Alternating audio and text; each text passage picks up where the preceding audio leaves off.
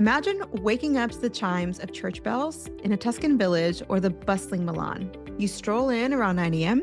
after a nice cup of coffee. Maybe you work for a few hours, and then you go home to your family on your 2-hour lunch break. This is truly la Dolce Vita, where you work, but you savor the food, the culture, and the relationships. It sounds like a pipe dream, right? Well, Richa is here as a procurement leader with 15 years of experience across North America, Asia, and Europe, including work at companies like Procter and Gamble.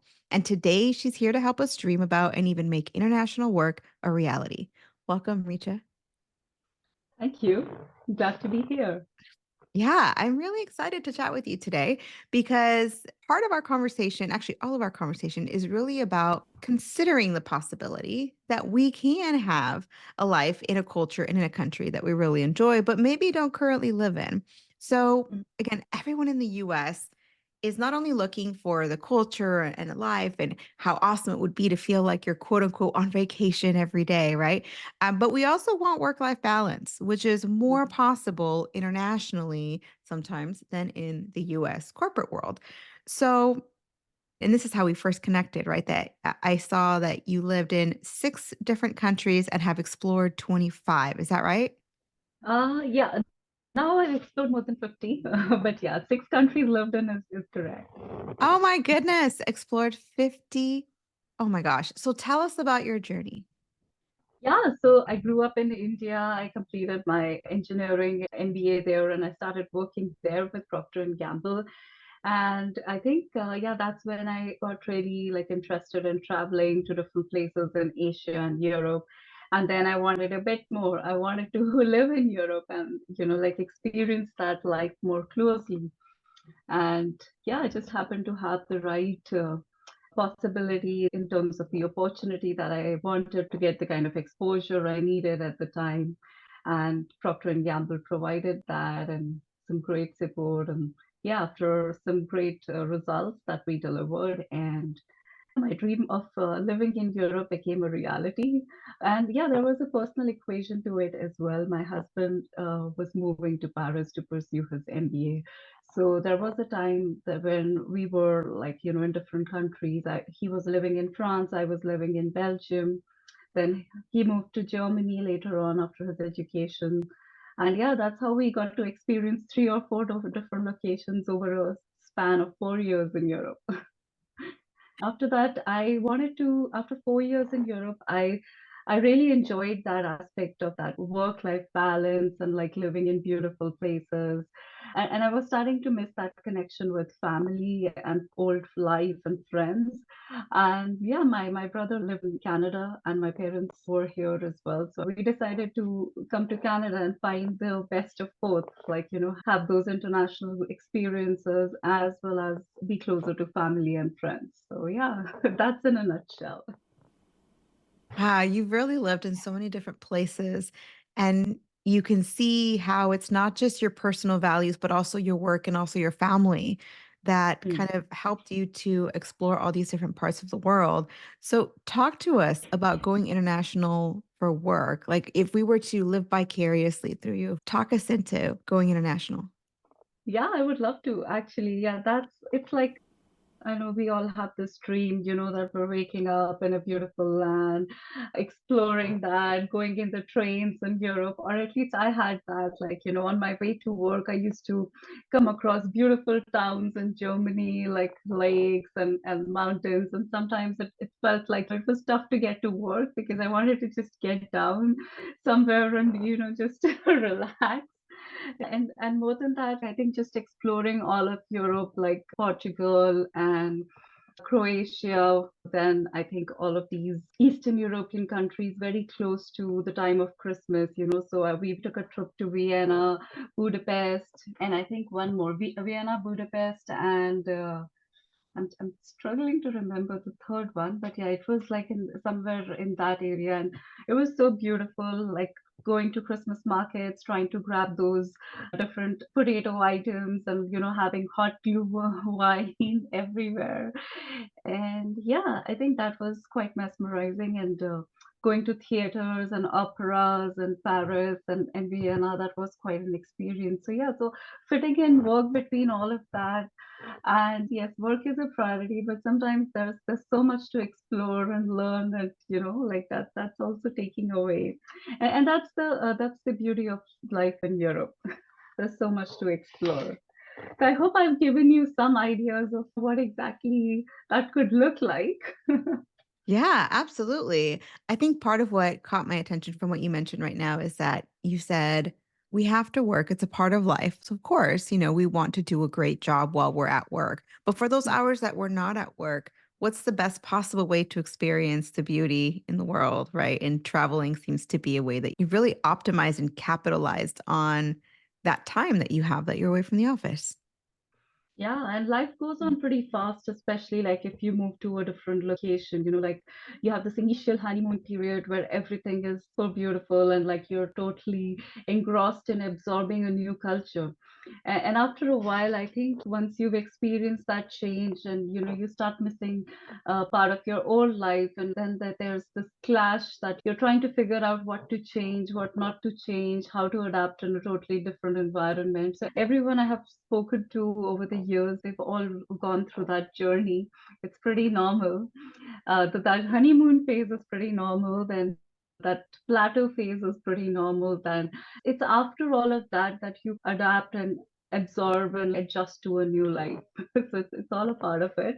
So I wanted to give you an idea about the dream side of it, but also like this real side of it, the adjustment and the change that it is to absorb, because one day you might be okay to have your coffee, let's say from a local coffee shop, but there will be once in 6 months you're going to be reminded of your Starbucks, and you'll want your Starbucks in that particular place, and some access to it. That Yeah. can get pretty hard, especially my American colleagues. I know they used to start missing home just 3 4 days back when they went to Europe. Yeah.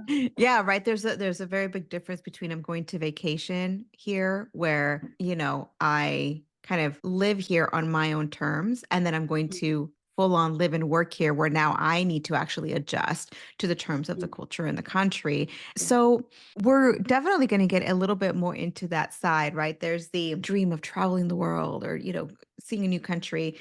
There's also some very real reasons that are not necessarily, oh, I want to go live and see Belgium, so I'm going to go work there. But there's other reasons that might bring us to Belgium. Maybe it's, your company sends you over to start a new organization or a branch of the company or lead a new team.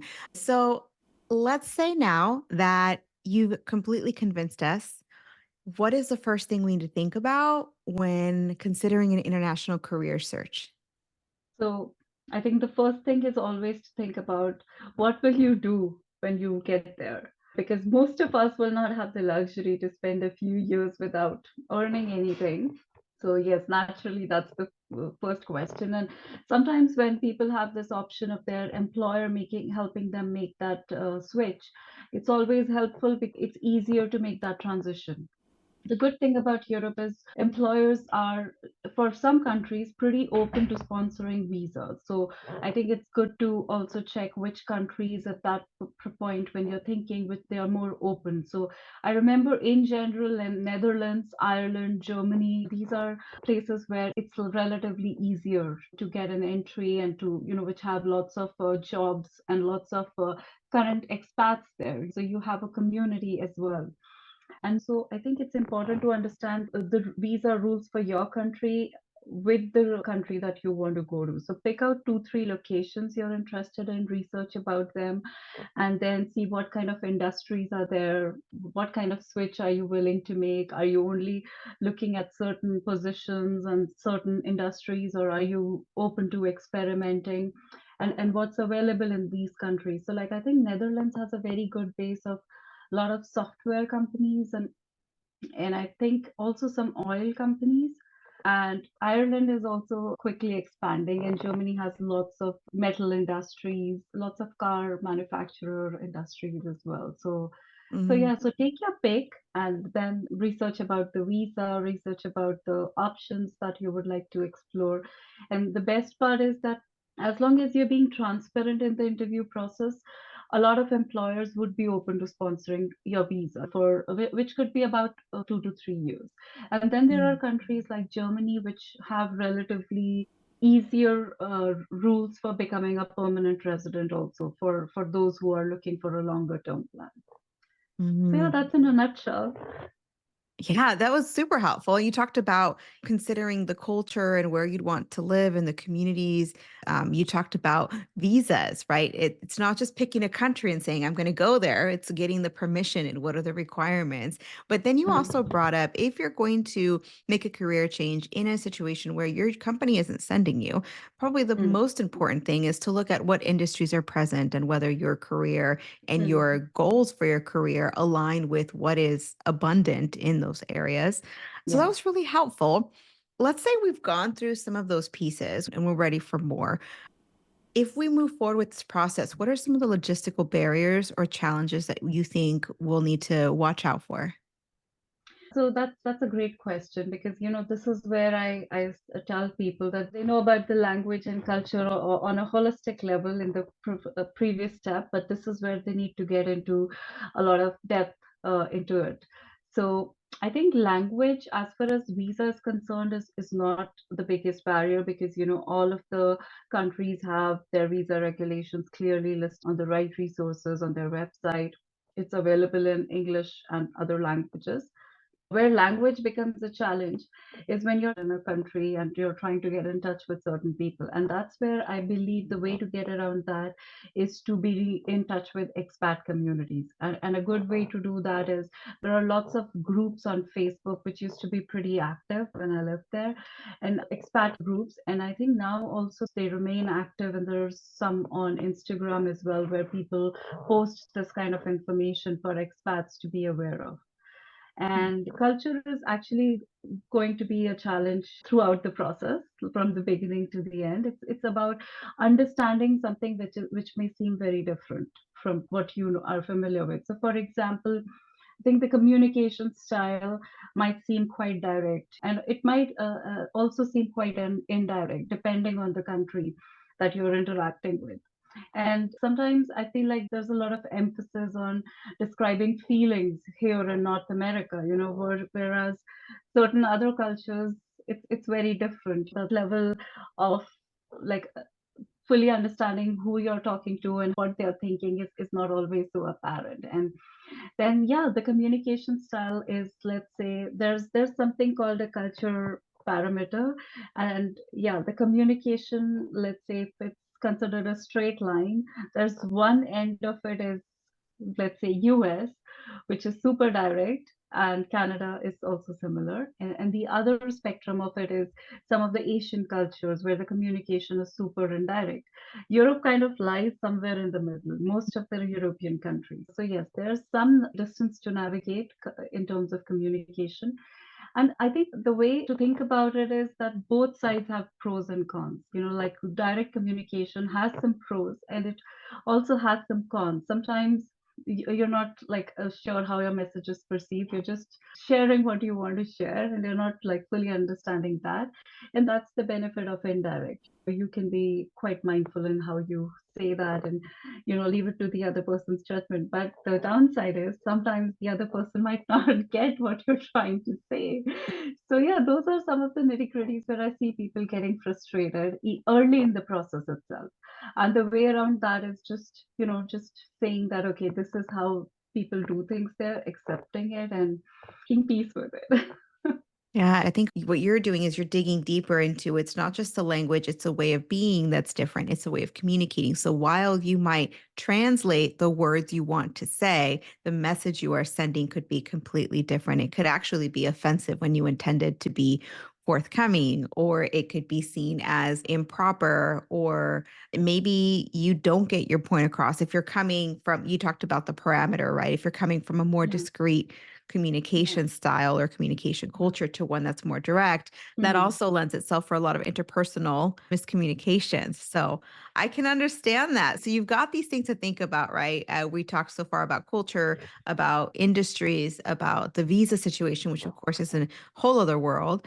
Um, Yeah. Finding expat communities. So there's at least a layer of familiarity in this new context. But sometimes the issue is more internal. I'm curious what the biggest internal conflict or challenge that you or maybe your clients faced before or during the transition. Yeah, I think so. Those expat communities I talked about, they're super reliable, and people will help straighten out. They've gone through these kinds of situations, that logistical barriers, and they'll help sort it out for you. But sometimes people fall into the trap of working with agencies that are not fully aware of how to navigate that process. They're selling that, and just being super clear and making sure you're finding the right resources, doing the right due diligence before trying to work with someone. Don't just go by what they're telling you. Find out if they have credible success stories. And most of the European countries on their website, like I have never had to use any agency, but I know a lot of people who've asked me for guidance after spending thousands of dollars and trying to get those answers through some of the agencies. The biggest challenge comes, which I briefly mentioned. You've gone through the honeymoon period, you love being there, you've done it all, and now that boredom is starting to set in where you're missing your pre-past life as well. And you're like, considerably thinking what to change and what not to change. So Mm, that's the biggest thing that a lot of people experience, and that I have faced as well multiple times, more than I can count. I'm a person who always likes to have a backup, so I need to have a backup strategy in my mind, that if this doesn't work out, what am I going to do? And that just gives me that internal satisfaction that, hey, I'm here, I'll do my best. But if it doesn't work out, I have nothing to worry, so that just calms our minds. And I don't know if you're like that, if you like backup, please think about good backups. And then I think one of the important things is also to remember your why. So if you can't do this, you can't do any major changes in life if your why is not clear. So if your mm, why is clear, like my why was that I want to experience this learning of adapting to different cultures. I know it's not always going to be easy. I'll have lots of my own blind spots to look at, which I might not be thinking about, and which I'll get to hear about in the feedback. And then it's about up to me how I take that feedback, whether I see it as an attack on my character, or I mm, see it as some behavior that I need to be aware of, in a certain situation. Let's say I like to be pretty straightforward and transparent with people. But yeah, we were just discussing this example, so this would be easy. Let's say I'm working with someone and I have a direct report who doesn't like this kind of a style, and who would prefer someone who can give them feedback in a mm, way that's not super direct and just like hinting towards something and leaving it to them to figure out. So all those, like, this is a very simple example, but there are several adjustments like that you would require, and the only way to do that is, hey, this is not about me. First mhm, step, this is about them. They like it this way, and as their manager, this is my responsibility. I'd like to be able to work with different people, and this is something I'd like to be able to do for them. So yeah, mm. that's just one example. Yeah. Yeah, no, I mean, it sounds like when you talk about these challenges, they begin internally, but they also can obviously have an impact on our relationships, not just in the culture, but then bringing it into that work context, right? When you manage a team where everyone maybe previously had a leader that is from that culture, there's a lot of assumptions going back and forth. And in some ways, what I think you're saying is, you're going to get a lot of feedback because you're in a completely new environment and this learning curve is going to happen in real time. And Yeah. so get into the mindset of saying the feedback is on your behavior, not on your identity. Yeah, yeah, and I like how you put it. Like, it's totally about the environment. So we think about self-awareness as something that us knowing ourselves, but it's not just that. It's us knowing ourselves and also understanding our environment. It's both of those things. So internal self-awareness and external self-awareness. And that external self-awareness changes every time you change an environment. And you have to develop it in a wholly different way. And of course, your internal self-awareness also changes because your values, beliefs, everything changes, so every time you make this kind of a change, it's about developing self-awareness in a completely different way. Oh, Yeah. yeah. And this is the beautiful part because the way you grow as a person is by knowing yourself better. So that's a self-awareness, right? But you cannot grow beyond your blind spots. So when you get to have not only another person, but someone Mm, who's in a completely different environment now give you feedback, that is mm, even more valuable because you're seeing it from such a different perspective versus if having feedback from yourself is very, very limited. Having mm. feedback from a twin or a family member gives you more insight. Having feedback from someone at work gives you a separate in Yeah. additional insight. But now having someone from the other side of the world from a Mm, completely different context, I mean, it's yeah. really enlightening the kind of information that you can learn about yourself and about others as well. This is also where, I want to emphasize the role of people I call OSs in the desert for me. Like, there's always people who are super empathetic that you'll find in every country that, go out of the way to help you adjust in a new environment. And they'll give you the feedback quietly. They'll tell you that, hey, this is how you're being perceived. Look for these people because the sooner you find them and sooner you start getting that feedback in a way that you want to hear it, the better it is for you. Yes, this is great. So find someone who has that kind of personality that's going to be a champion, but also give you that feedback. I love that. Okay, so thank you for sharing that. So Mhm. now let's get a little bit more practical about the career search, some very specific tips, right? What have you found to be some tips and strategies that maybe we wouldn't think of when we're trying to go into an international career search? So I think let's start with the beginning, like from the time that you're applying and trying to network for the job. So resume, I believe, like my understanding is mostly I used a one-page CV when I was in Europe. In North America, I haven't used one. I don't know what's the trend there, but that also differs from industry to industry. So always best to check what's the latest information on those expat groups or is particular to your industry if you can find. I mean, now it's with LinkedIn growing the way it has. I think it's also easy to pick up people in the companies that you want to target and getting some first-hand information. Though there's a watch out there.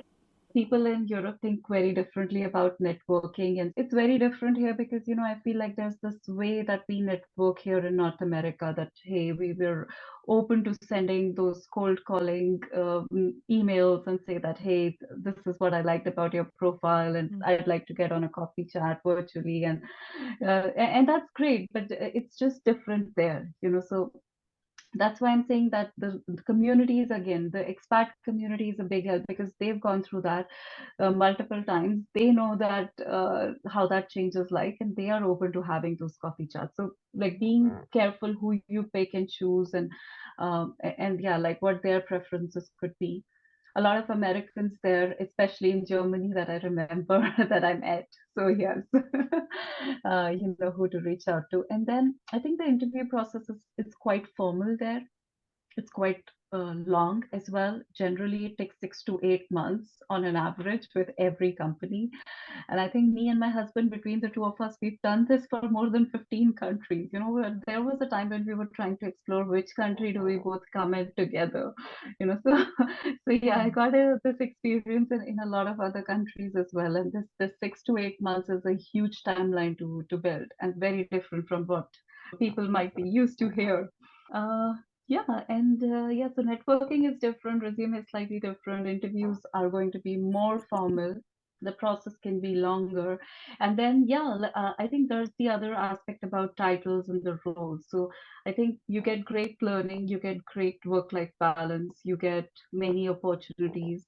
It's just that it might not be at like certain level that you're probably aspiring to, let's say a director plus, it might be you have to make certain trade-off to be able to get that learning and exposure. And it's always easy to get that earlier in career, or let's say even if let's say in a parallel role versus always looking for the next level and trying to move ahead. Yeah, so that's also just something to think about. Yeah. So it's a lot. I think the goal for us having a conversation and recording it, sharing it with everyone is, most of us think within our country, at least in the US, right? Because there's not as much around us. When you're in Europe, you can be in a different country with 20, 30 minutes, right? It's train right away. It's so much easier to be quote unquote international. And so I Yeah. really thought this was a good opportunity to just open up the world for consideration. And what you mentioned Mm, is that when we open up this world, it's absolutely possible, but there's some skill building along the way. There's some questions to answer with regards mm, to what is a typical resume. And again, in some countries, it's a CV, and in some countries, it's a 1 or 2 page resume, right? What does that look like? What is best practice? How is interview going? If you're going into a job search thinking you're going to be hired within a month or even 2 or even 3, right? Now knowing it is almost 3 quarters of a year to go through this process, right? There's a lot more planning involved. And it mm. actually, if you go on LinkedIn right now, it's an employer's market at the moment. And so people are like, I've been searching for 8 months and this is, oh my gosh, it's so much going on. But now to know you started with the company, but before you know if you're going to end up with them, it's going to be another 8 to 9 months. I mean, that can really change your process, right? So these are all things that you want to get to know about. So Mm, mm. let's assume everything goes well in this job search process and we get the offer, we get the job, we're excited, we're moving internationally, we pack our things, we take the flight, we move in. Again, you talked about the honeymoon phase. We absolutely love the culture. But then I remember you telling me that we can really take a tumble. And I know we've talked a little bit about the culture and communication, but is Mm. there anything else that we need to consider or learn about before we go to another country that might be unexpected? So here's where I would say that, I've learned this the hard way. Like, no matter how much you prepare, there will be surprises, you know. And yeah, I remember when I was moving from Germany to Canada, I had a mentor, and I was like getting my bags ready, and I have prepared everything. I have done all this research. I know what I'm going to do for the next 3 months when I go, and like nothing is going to go wrong, everything's fine. And she was like, just be prepared that something will go wrong. And I was like, no, I can't do that, that's not how I work. But I realized it the hard way that that's so true, because there are so many variables in this process, and not everything is going to be in your control, so there'll be surprises. And that's where your learning is going to come from, how you handle those surprises, that you will reach there and yes, you had this superb 3 month plan on how to land a perfect job, and maybe that will not happen, or let's say you will not find the kind of house that you want to look for, and there'll be like some workarounds to that. But the overall process is going to be fun, and as long as you have that why in sight, that honeymoon period will carry you through those initial challenges, that Mhm. 6 months, 1 year, that will not be difficult. And I think the most important thing I've realized that's helpful in these situations, to have that presence to handle those surprises, is how well you are focusing on your self-care. And I know it's like a simple thing, because we're living in one routine, and we're taking care of, we've all made our ways of going to gym or a walk or whatever. But when you're in a new environment, everything gets toppled. The way you know things, all the pillars of your life, your family, your work, everything gets touched in different ways, and how to bring them together, it's a whole new dynamic every time. So yeah, so I don't mean to like discourage anyone, but this is where I think keeping your why close, making sure you have time for self-care, and you're prioritizing your health, and not trying to do too much at this time. Like, my problem is I'd like to try and do everything together, that hey, I need to sort this out and feel comfortable, but you cannot do everything together, so you have to plan that hey, this is the probably the first thing I need to do, get a place to work, and then I need to start doing this, and probably this comes next, and I can't do all of that together in one time. Yeah. Yeah. I mean, essentially, what you're saying is the situation has a lot of unknowns, right? Even Yes. though you can help us see the lay of the land, ask a lot of the right questions, right?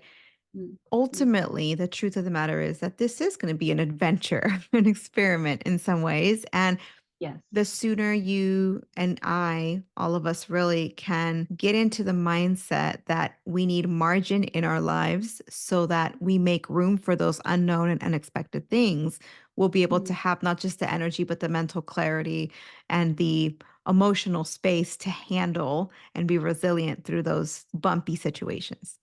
Yeah.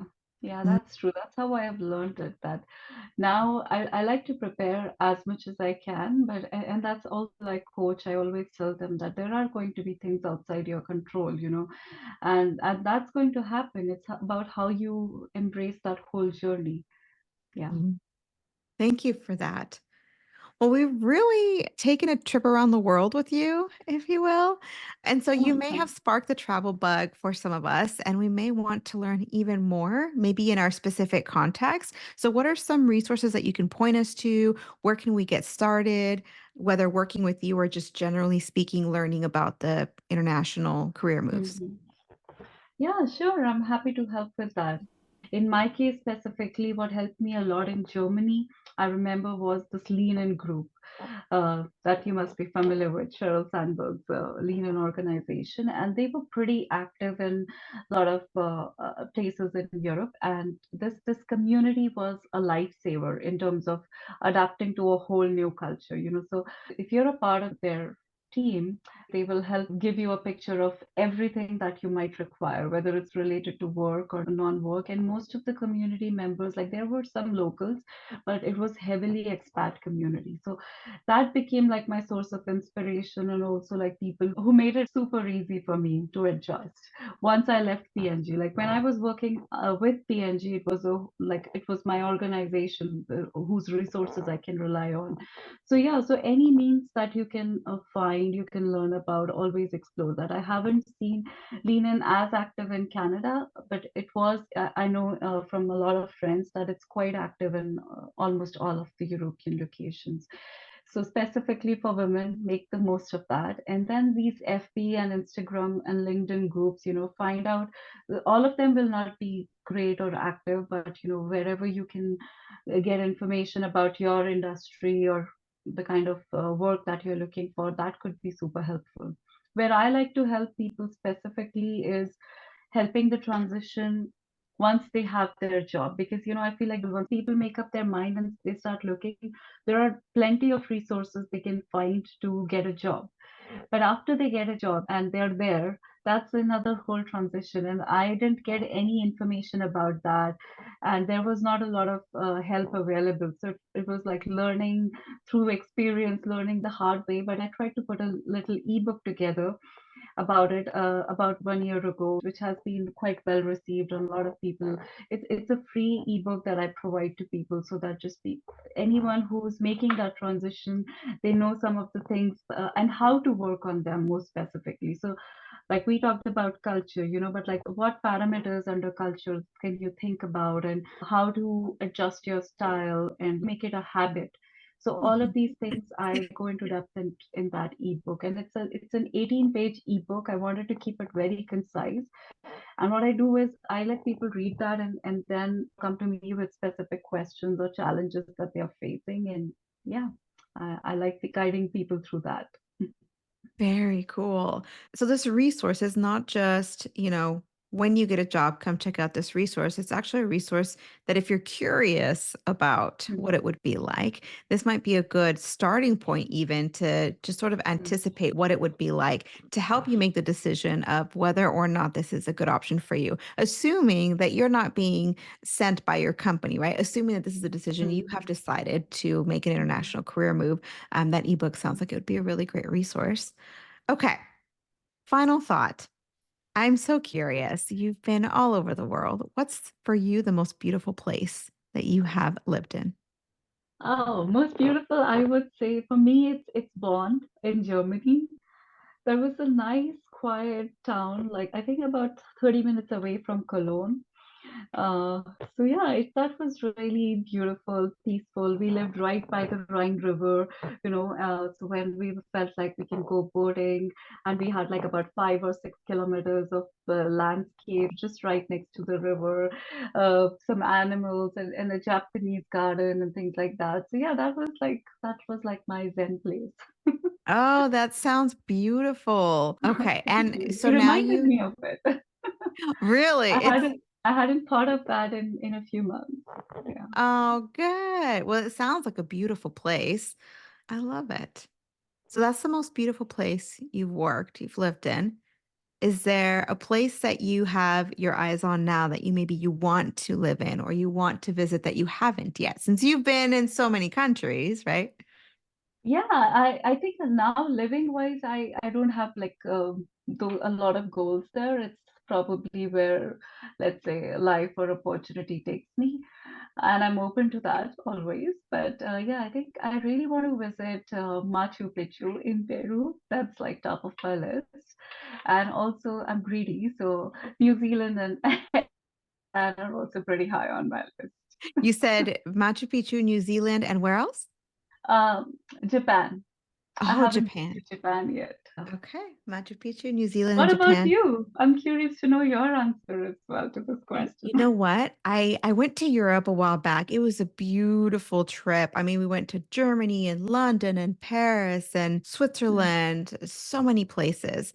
Italy, Spain, the place that I didn't visit that I really want to check out. I want to see Greece. mm. I feel like Greece is such a Oh beautiful yeah, yeah. place, right? There's something about when I see pictures and there's like the beautiful, mm, Yeah. like the waterfront, and you've got like the whites and the blues and the creams. There's something about that Mm. image that I'm like, I want to go. I want to Yeah. go see Greece. So one day, That- It is one of my favorite places as well. Like out of the ones that I have visited, I rank Maldives, Greece, and Croatia, and also Iceland. All these four are pretty high. Yeah, Greece is beautiful. wow, this is lovely. Well, Yeah. hopefully, if you're listening, you get to live and or work in one of these beautiful places. But thank you, Richa, again for spending time with us today. Thank you for having me. It's a pleasure to talk to you and hopefully lots more people. Thank you. Yeah, absolutely. Everyone, thank you for listening. Know that we love you. We're praying for you. We'll see you on the next one.